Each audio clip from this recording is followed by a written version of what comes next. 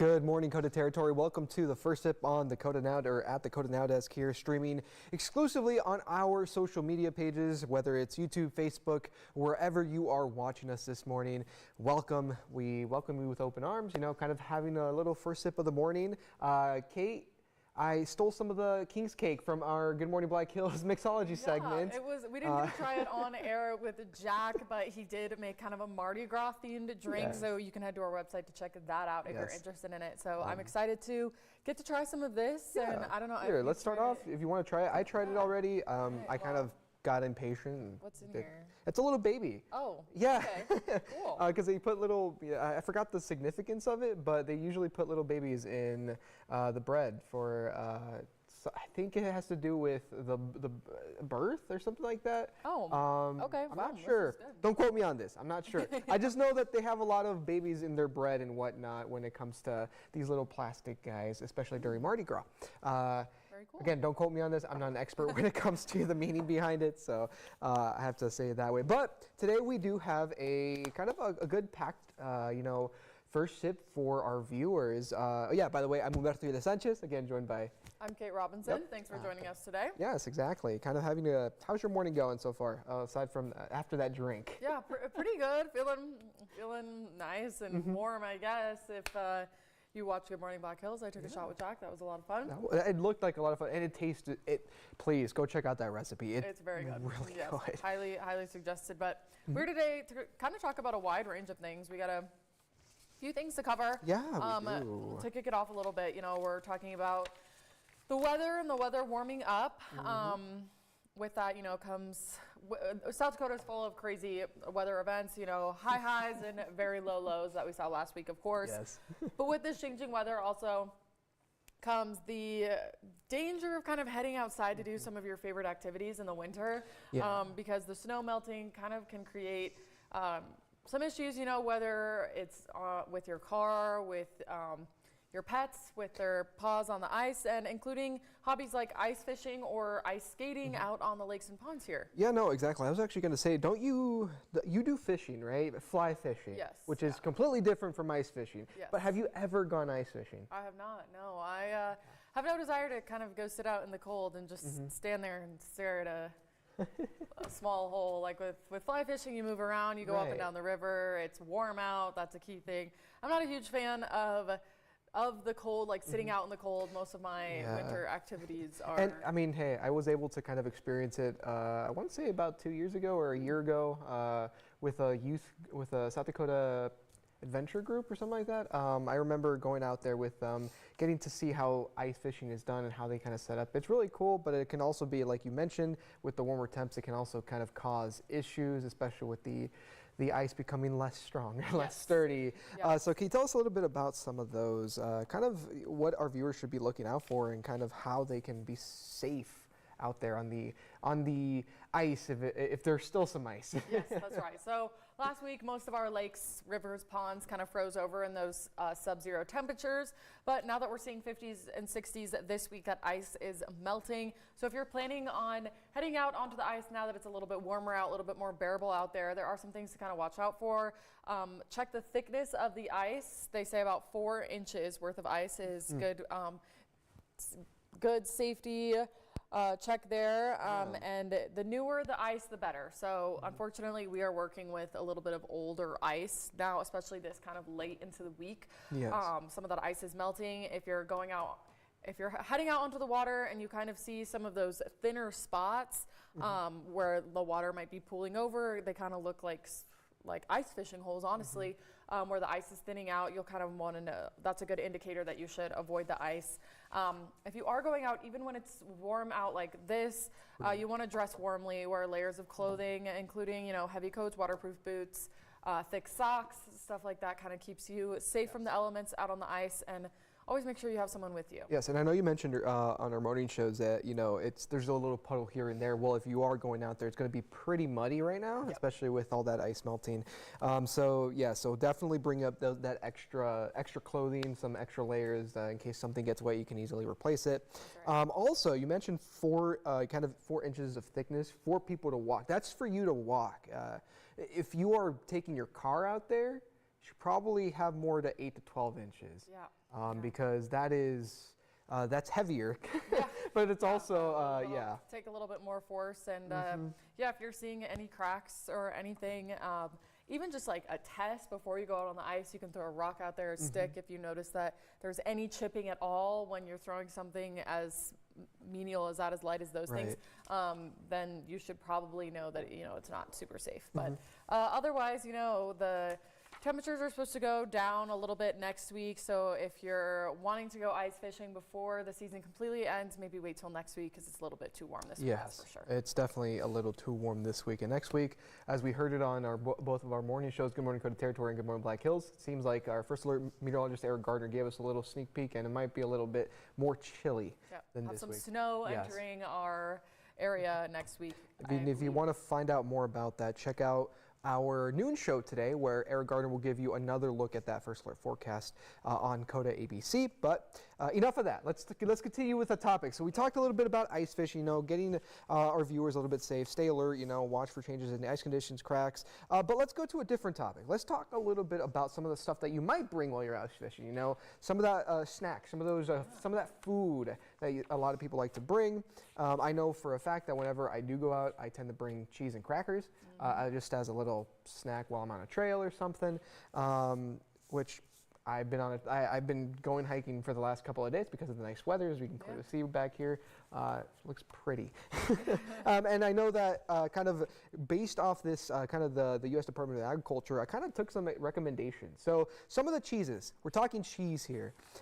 So according to the U.S. Department of Agriculture, Americans consumed over 39 pounds of cheese per capita in 2021 alone. What do you think about that number? I believe it. I'm a vegetarian, so I eat a lot of cheese, probably more than the average person, I would say. And, I see this list on here that some of my favorite cheeses are the healthiest cheeses that you can have. So I'm kind of excited about that, but because I do love a lot of different kinds of cheeses, of course. But it can be a little bit misleading, I would say, because you kind of tend to think dairy products might be on the healthier side, but that's not always the case. Yes, because some, and I like that you said that, because it is true that some cheeses have a higher protein value than others, and the more protein you have in some foods, it is said that the fuller you feel, the more full you feel after a meal. So kind of getting into the cheese, and I like that you beat me to it a little bit here. I know that I remember yesterday you said that Gouda was your favorite cheese. And Gouda is actually one of the healthier cheeses that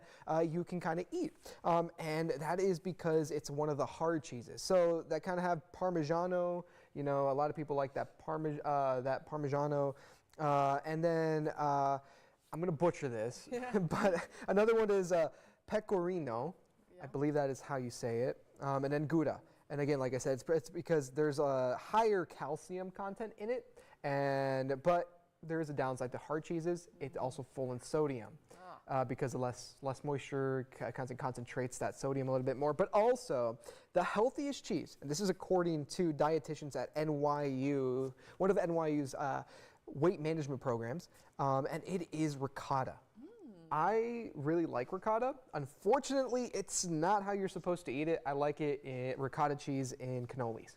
So it makes it unhealthy at that point. That does kind of counteract what's going on there. Ricotta cheese, it's good. It's not necessarily something I reach for all the time, but a little dollop on like your pizza or something like that always adds a little nice kick. And that kind of the ricotta cheese, the reason why it's healthy is because it has a high concentration of whey protein, which means that it's easily absorbed by the body and kind of helps get those nutrients to your body a lot faster, which is nice if you like ricotta cheese and not sugary ricotta cheese. Right.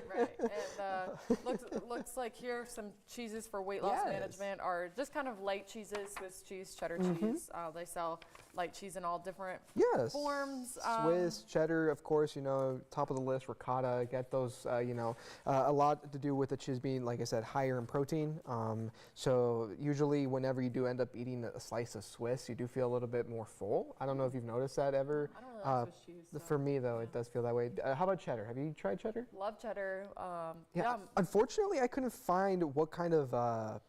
I guess that it says it right there, right? Light cheddar cheese. Because I know my favorite is sharp cheddar. I'm a big sharp cheddar fan. I don't know about you. Yep. But then also some cheeses to avoid.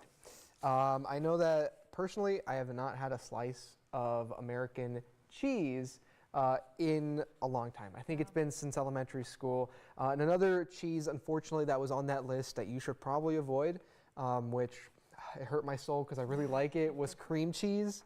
And that's, again, it's because it's not high in protein, and a lot of the time it's heavily processed, especially for those squeezable cheese fans, which is that's no, rough. Yeah, not something I typically reach for, but sticking with unhealthy snacks, if you're kind of reaching for stuff maybe after you eat your meals, you're looking for maybe a midnight snack, a late night snack, those things are kind of affecting your health. So we're looking at data here, talking about 90% of U.S. adults report eating one or more snacks a day. Can you tell me a little bit more about this study?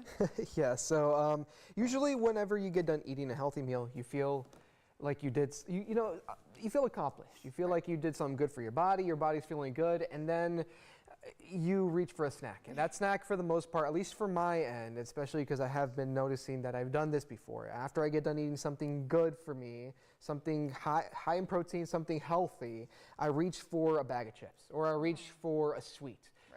That's bad. That's not, the reason why is because it's just linked with a higher body mass index, BMI. It's linked with a lot of, fat.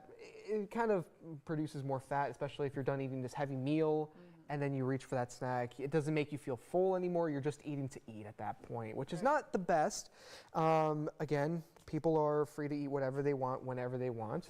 But it's kind of just recommended, if you do end up wanting to snack on something, maybe snack on something healthier. Nuts, dried fruit, fresh fruit, high quality snacks. One of the ones that was surprising, which not my personal favorite because I'm not a fan of chickpeas, but hummus. Oh, all right. I do like hummus. I like to dip vegetables and like crackers and stuff in there. So I don't know. I wouldn't just eat it by the I know I'm making a lot of our viewers mad, being like, I don't like hummus. I don't like this.